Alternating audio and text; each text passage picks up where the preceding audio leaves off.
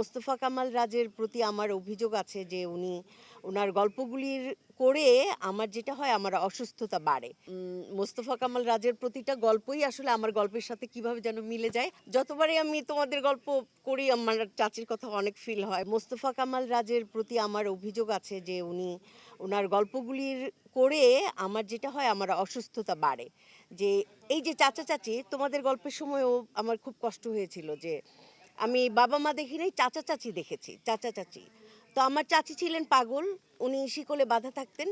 Extreme মশার coil plant fibre দিয়ে তৈরি, তাই সহজে ভাঙে না, সুগন্ধিযুক্ত ও নিরবিচ্ছিন্নভাবে জ্বলে। ডেঙ্গু, চিকুনগুনিয়া বাহি সহ যে কোনো মশার বিরুদ্ধে দেয় এক্সট্রিম সুরক্ষা। তো আমরা গেলেই বলতো যে আই কই, সাদিক আসছে, মিঠু আসছে, তাড়াতাড়ি স্কুটার ভাড়াটা দাও, তাড়াতাড়ি দাও, ঈদের কাপড় চোপড় দাও। সে চাচি মারা গেছেন। তো যতবারই আমি তোমাদের গল্প করি আমার চাচির কথা অনেক ফিল হয়। মানে আমার চাচি যে পাগল মানুষ, সেকলে বাঁধা থাকতেন কিন্তু মানে পাগল হয়ে যেতেন যে মানে আমরা আসছি।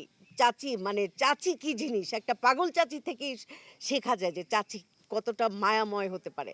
মানে আমার মা মারা যাওয়ার পরে আমার চাচি নাকি আমাকে বুকে নিয়ে দেখতেন যে আমার নিঃশ্বাস আছে কিনা, শ্বাস প্রশ্বাস আছে কিনা। তো তোমাদের গল্প প্রতিবার করার সময়ও আমার এই চাচা চাচির কথা মনে পড়ে। দুজনই মারা গেছেন, খুব বেশি দিন হয়নি, তো এই জন্য খুব বেশি মনে পড়ে।